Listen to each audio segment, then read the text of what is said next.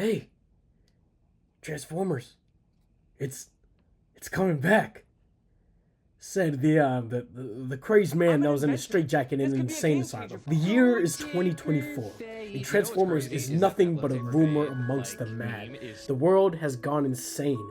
Cities crushed, countries destroyed due to the lack of Transformers. Those who believe that Transformers is coming back are gunned down or sent to insane asylums to be forgotten, just like Transformers. Society has moved on and completely forgotten about Transformers along with their fans when suddenly there was a rumor. A new Transformers animated movie? The people in the asylums lost their minds, all chanting one thing: Transformers will return. A couple months later, and suddenly the town's asylum started to riot. The leaders panicked, trying to figure out what was going on until they realized what was actually happening. Today was the day. Transformers 1 had released in theaters. The inmates rioted and escaped from the prison and ran to the nearest movie theater to watch the movie. And well, yeah, literally everybody was wrong about this. Wrong! All of you are wrong! After the movie was released, the inmates instantly became well-functioning members in society, and they started to rebuild the cities and the countries. Transformers 1 had saved Transformers.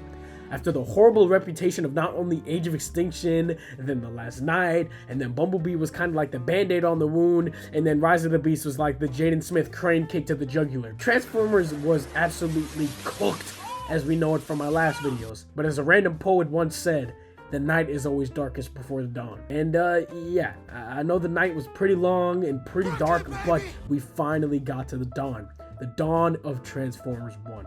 Now, as much as I and everyone else love this movie, we can't really ignore the fact of the terrible marketing issue that this thing had. Transformers. Don't nobody want that weak ass. The trailers promoted it as some kind of weak kids movie that kind of followed every single weak kids movie trope like ever. Voice acting was also promoted in this to be kind of subpar, at least to me. Brian Tyree, I was not really looking forward to as playing Megatron until I actually saw the movie and fell in love with his performance. The same with Chris Hemsworth, he was also great, but I was mostly worried about Megatron. It was literally promoted as like a coming of age story of the Transformers getting their cogs. Like, this was looking mad corny. The marketing did this thing so wrong. And then to rub salt in the wounds, like, the toy line that came out with this movie was genuinely awful. Like, they had some pretty decent designs for some of these characters to make some pretty good figures, but dude, I haven't seen a single good figure in stores. I will say that they did kind of fall off after like Age of Extinction, and I honestly can't remember the last time I saw a good Transformers figure. I will say the YOLO part figures were pretty dope though. I got a Megatron one for my dad and he ended up getting Optimus. They both don't transform, but they're still pretty good figures like to have in a collection. Anyways, me being a part of the inmate revolution, I joined my fellow brethren to watch the movie and I absolutely loved it. From the start of the movie, you're pulled into this beautiful world, seeing a story that fans have been wanting for decades. Like, you ultimately know how this story is gonna end, but Stuckers was still torn to shreds when junk hit the fan. This movie took everything good about the Bay films and the Travis Knight films, mixed them up and served it to us, and the fans was eating good. Like Drewski level good, but also mixed in the heart that Bumblebee had, giving us an experience unlike any other Transformers movie. This was our Luke Skywalker.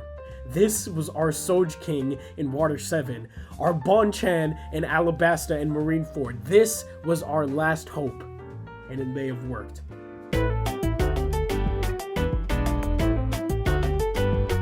One of the biggest marketing tactics that Transformers 1 was using was the fact that this was definitely going to stand out like a sore thumb compared to the other ones. You know, like your one homeboy who tries to wear a ski mask, but like we can see his cutie skin-cared beautiful self under the mask. Yeah, you know how that is. The movie had marketed itself as a prequel, basically unconnected to any specific universe, so the audience could really use this as background for like any kind of universe that they wanted to. The film was about Optimus Prime before he became a Prime and Megatron before he became Megatron. We had seen some of this in G1, also in Transformers Prime, but no other media had really touched on the background of this duo. It was one of those things that everybody knew that they had history because it had always been mentioned, but nobody could really give you a straightforward answer as to why. Megatron and Prime always having this chemistry that was unlike anything seen between any other like Transformer, and the constant usage of the word brother between between themselves had everyone wondering what really happened between these two guys. Sasuke and Naruto, Guts and Griffith, and now Megatron and Prime. This is what Transformers 1 was depending on to be successful. But for some reason they decided to market it as some kind of corny mess. Guys, that's not good. The movie starts off establishing our two brothers, the best friends, the main dynamic duo of the film. And Megatron both have really great chemistry the second that they're introduced on screen. Prime being a more outgoing, energetic guy that doesn't really follow rules, and B being more of the safe guy who is established very much to cherish the rules and history of Cybertron, which is really good setup for the stuff that happens later on. A bunch of people, including me, I know were thrown off by Prime's aura that he gave off in this movie, and his personality. The Prime that I grew up almost always had seemed like kind of a hard guy, like always a leader and a very stern kind of guy. Kind of like how some of you young bucks think about what it was like when your dad was a jit. But I will say this film had really opened my eyes to what his character would have been like. I think I had only felt this way because I don't really think I ever thought about it. I know that they aren't born, so he was technically never really a child. So in my head, Prime has always kind of been the way that he was. The film really does an amazing job with flipping that whole idea. Yeah, he's not really a child, but when he does mature and grow, he gets like 2 times bigger once he gets his cog and when he becomes a Prime. Yeah, he's kind of goofy and immature, but he does learn to mature and become a leader when things get serious. D16 again is a character that's supposed to be one of the most feared Transformers in the galaxy. Starting off as a nerdy goody two-shoes felt even more crazy for his character. D16, like I said earlier, follows these rules and almost cherishes them along with the history of Cybertron, so when he learns that his leader was genuinely sliming all of them, it makes his outrage nearly perfect.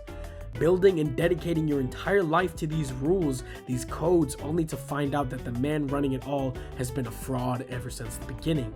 Feeling deep down that maybe you really do have no true purpose and you're destined for nothing more than the mines, only to find out that you've been a slave to pay off a debt. Like, man, they were cooking with this. Like, dude, they even gave us the big 3. I know y'all 4-eyed suckers with the mini froze was happy as mess to see these 3 jits, because I know I was. Going as far even to show how Starscream's voice got all wussy and how he became Megatron's errand boy. Like, dude, this was a top 5 hard scene in the movie. Nah, top 5 hard scene in Transformers history. The characters go through such different arcs, part of the same story, but they couldn't be any more different. I genuinely think this was the perfect way to show how these brothers had fallen out, giving them 2 separate compelling arcs to the point we sympathize and understand both characters, leading to that betrayal really hitting us in the feels. Not to mention, this was also the first time we really got an in-depth analysis on these characters. Like, yeah, I'm sure G1 and Prime gave us like a slight little taste, but this movie just full-on gives us everything we wanted from the prequel story, taking so much time developing these characters, because this is like the first Transformers movie that doesn't have any human characters ever, and they take advantage of this. So, I mean, so far, so good.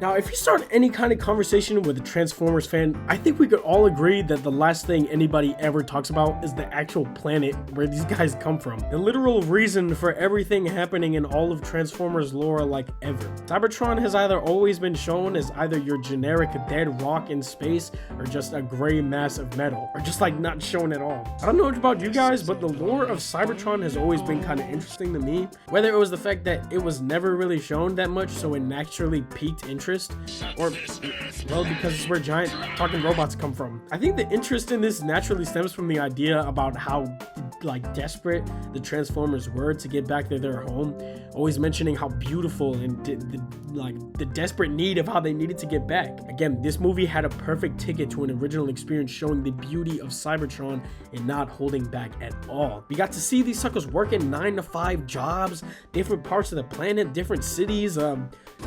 EDP as a robot was there too. They really did an amazing job giving this planet such a beautiful visual flair, all over with the buildings and the underground mines. And just when you think you've seen it all, they reveal the surface of the planet. And dude, at this point, suckers was just having seizures all over the theater. The beauty of the surface, along with like the other creatures that aren't even Transformers and the train system, like, yo, This was absolutely beautiful. I can understand why these guys were like brutally slamming each other to get this planet back. Also, the addition of the quintessence I thought was awesome. It gives the universe a sense of scale, knowing that there's like other life outside of Cybertron that aren't just Transformers. I also really like their design, how it takes inspiration from the original one. Overall, I just like seeing other kinds of life with Transformers, because while you're watching it, you kind of start to think that they're the only intelligent life in space when they really aren't. So I thought they did a great job. So far, even better. We got to see some awesome origins and even better set pieces and awesome world building.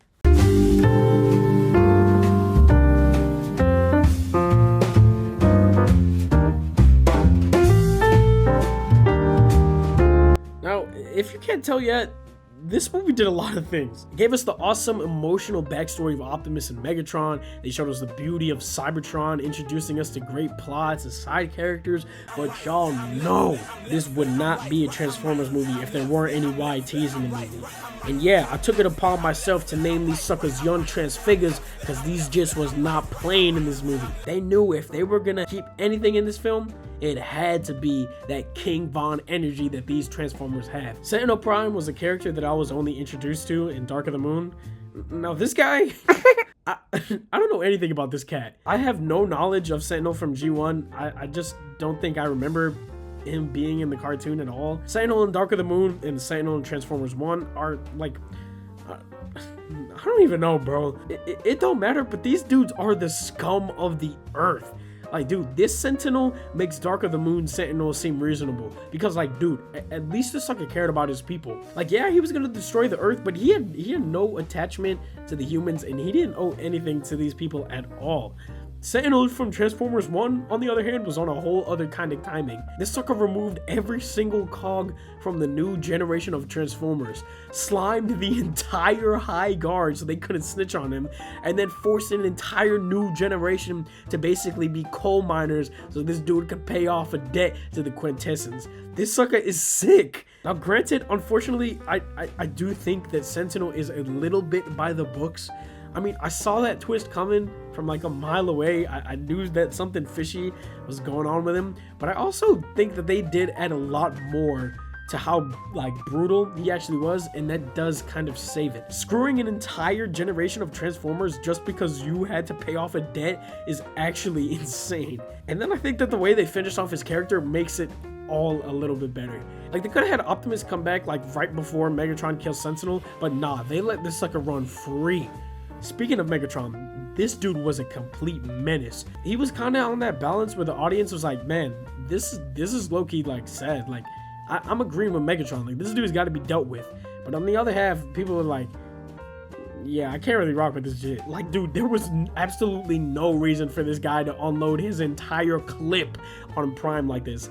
Like, dude wasn't fighting anyone like this in the history of his entire existence. Like, dude, once this jit gets out from being captive from Sentinel, he was not playing around. This sucker done had some future Eren Yeager abilities to see how he was finna end up in the future, and he was like, yeah, nah, this ain't happening. This dude even says it. This jit had nothing to lose. Like, once this dude had brought out his arm cannons, Sentinel was genuinely running for his life. Dog then started genuinely begging for his life, again showing how much of an absolute fraud this guy is. You know, the kind of fraud that your homeboy is when he's talking about, are these fireworks or gunshot, guys? Knowing he lives in a gated community with 2 parents and his name is Clarence. After this, Megatron ups the heat right onto Prime.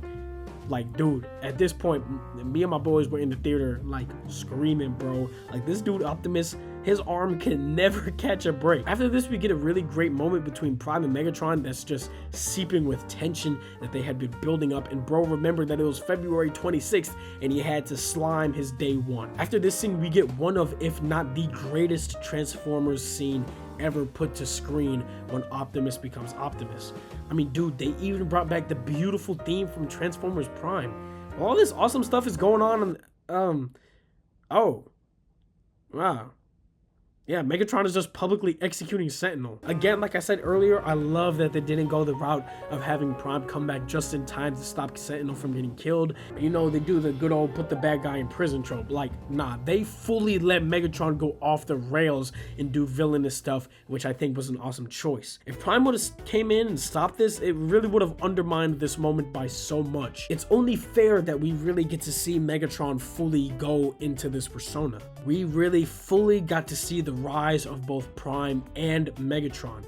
After this, dude comes back to life and they instantly get to scrapping, throwing punches, legs, quads, even using their Transformers abilities, which, dude, that was so awesome to see. This sucker straight up turned into a truck on Burrow. Like, he turned him into an Instagram reel. If that's not disrespectful, I don't know what is. After that, this sucker had his switch transformed right into Prime's face. This dude got kicked, turned into a tank, started shooting, got his limb ripped off, hit with his own limb, sucked it back in somehow, and then shot Prime back with the same limb. Like, damn. Just when you think this fight couldn't get any crazier, Prime just shows us why he's the GOAT and solos the entire Big Three. That's why he's the GOAT!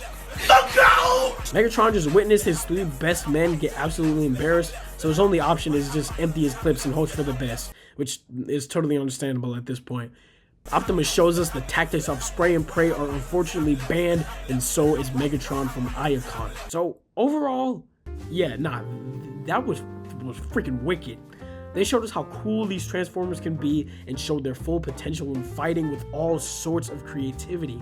This movie showed us the true deep and dark descent of D16 as a character and not pulling any punches, and building up Optimus, showing his epic return after his sacrifice for Iacon. The movie does a great job of developing both of these characters without favoring one over the other in any kind of moments.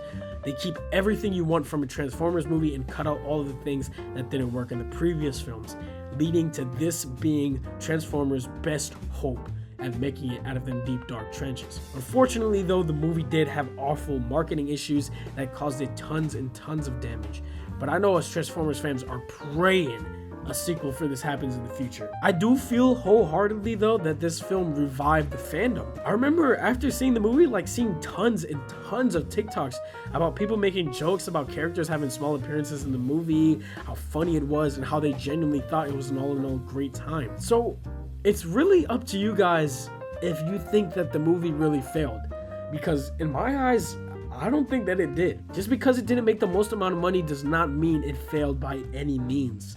This is it for the Transformers series. It's been an incredible run, and I'm so thankful for all of you guys that watched and subscribed. Like, it means so much to me. I had a ton of fun going back and making these videos on these, so I would love to do it with any other franchises. So if there's anything else that you guys want to see, just let your boy know in the comments. Top comment will get the pick. I did have an interest. I did want to do a video on the Ninja Turtles franchise, but I mean, just let me know if y'all want to see that in the comments. I'm an inventor. You know what, Jaeger? I'm actually happy to see you. This could be a game changer for me. If I can All apply right, that technology to my you can inventions, roll the we never have to worry outro. about